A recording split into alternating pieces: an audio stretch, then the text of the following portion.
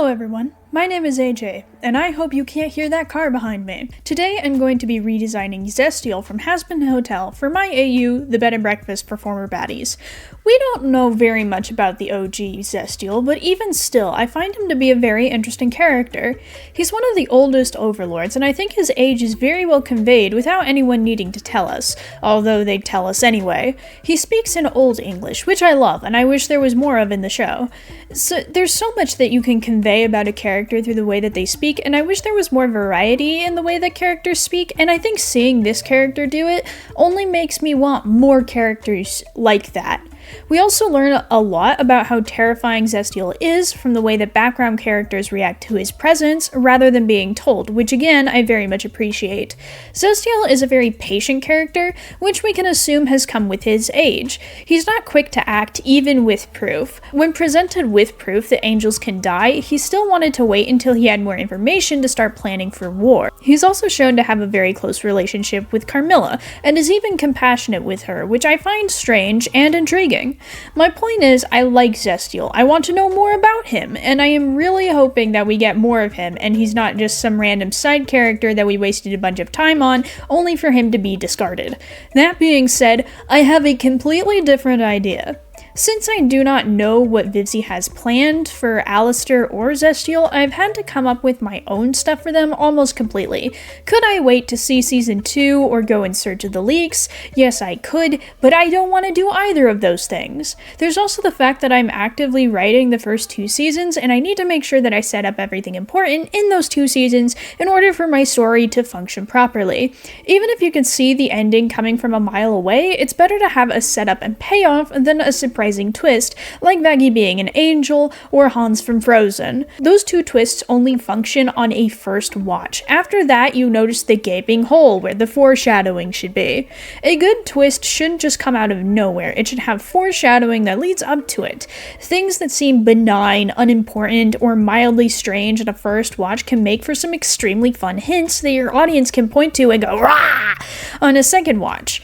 Even if your audience picks up on them and guesses what the twist is, that's fine. It's better than the twist coming out of literally nowhere just to be surprising.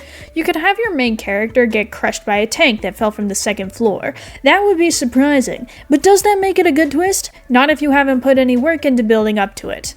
Anyway, this tangent is unrelated. Zestial's a Wendigo now. A real one. When I designed Alistair, I based him off of a pop culture depiction of a Wendigo instead of the actual legend. Some people rightfully pointed this out, but what they don't know is that was intentional. Alistair being an incorrect Wendigo adds to his character in a variety of ways and hints towards the whitewashing that was forced upon him as a kid. If you want to know more about that or just need a refresher, you should watch that video.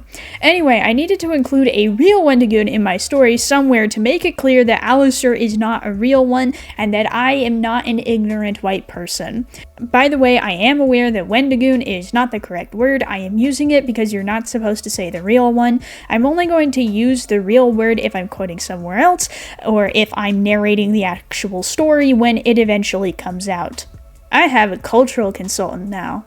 A real Wendigo is not a scary deer monster. A real Wendigo is a cannibalistic supernatural being strongly associated with winter and starvation.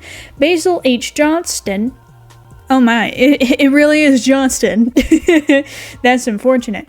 A teacher and scholar from Ontario describes a Wendigo in the following way.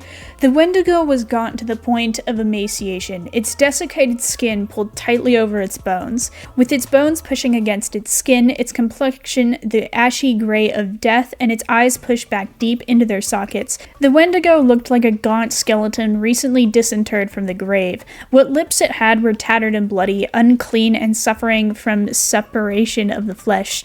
The Wendigo gave off a strange and eerie odor of decay and decomposition of death and corruption. End quote. The Wendigos from Until Dawn are some of the most accurate designs that I was able to find. Finding images of an accurate Wendigo is incredibly difficult to do because the pop culture version is so pervasive. Since I didn't find many, I actually used the rake as a reference. Long, spindly, sharp fingies. I didn't want him to be naked though, so I gave him a moose skin with the antlers still attached. Moose. Moose. I named the moose that I referenced Tim Horton. I also gave him a necklace with some bead things, whatever you would call these on there, because he deserves the drip. I sampled the colors directly off of Zestial's original design, but the skin tone didn't look right, so I darkened it and made it more gray so that it looked nice and dead. Then I made him dirty and stinky and smelly. Is that mud on his hands and feet, or is it dookie? Who knows? I don't.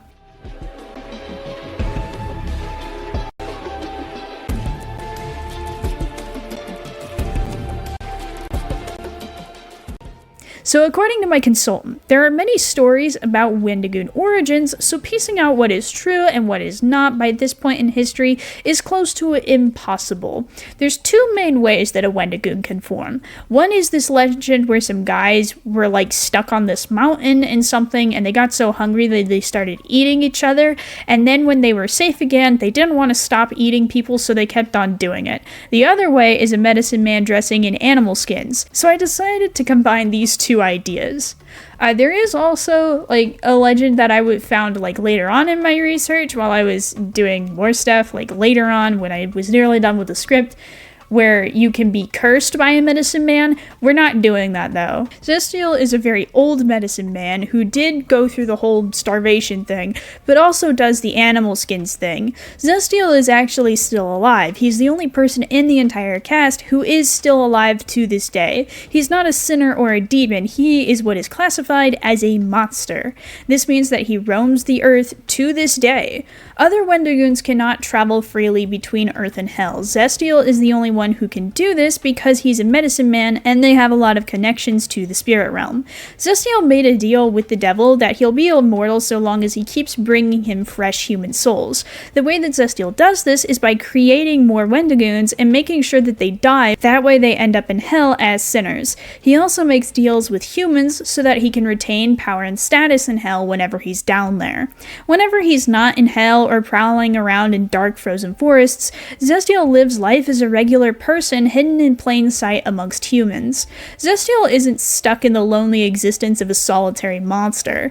During the day, he appears the same as a regular human and can live a somewhat normal life so long as he moves cities before people start to notice that he doesn't age. I did not feel like drawing his human form this week. I just don't have time. I did draw this super cool demon form for him though. Since he owns so many souls, even though he's not a demon, he can still tap into demonic magic and become a giant scary monster. One of the legends I found during my research said that Wendigoons will get bigger every time they eat something, which works here perfectly. Zestial's demon form is big because he's eaten a lot of people and he's very powerful just in general because he owns a lot of souls. The more souls you own as a demon, the more powerful you'll be. Since Zestial isn't dead yet, I wanted his demon form to still look somewhat alive. It doesn't have a skull for a head like Alistair's does. It has a lot more flesh on it. However, Zestial isn't quite alive in the same sense as a person either, so I made him all rotten and falling apart. Fur and bones are usually the last things to decay, so all of that is still intact. He doesn't have a ton of skin though, only where it is absolutely necessary, except for when it's not. It depends on what I feel like drawing.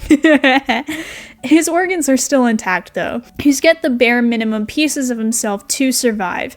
The only way to kill a Wendigoon permanently is to destroy its heart, which is made of ice. I was thinking Zestial's heart could be made specifically out of permafrost. Permafrost is a type of soil or underwater sediment that has been frozen for over 2 years. It's the part that stays frozen even in the summer where everything else around it has melted. This will make Zestial next to impossible to kill. Even if you were able to get the heart out, it would still take hours to actually melt the thing, in which time he can catch up to you and take it back. I was thinking permafrost is a condition that other Wendigoons can achieve over time, but it's not like it's kind of rare because most Wendigoons either don't live that long or aren't in the cold long enough to make that happen. Now, I would love to tell you so much more that I have planned for this character, but I simply do not have time, and there's some things that I'd like to keep close to my chest for now. You'll just have to wait until the episodes come out, which they will eventually. I've actually made quite a bit of progress on the outline. I have written all the way through chapter 4 and I'm starting on not chapter, but episode 5, so that's pretty cool. Until then, a giant thank you goes out to my patrons JRDS, Immortal Jesse, Anna J, Honey, Stephen Drake, J Draws, Daniel Bernal, and Silent Savvy. I have merchandise, I take commissions, and make sure to boil my frozen heart by clicking the like button. Bye-bye!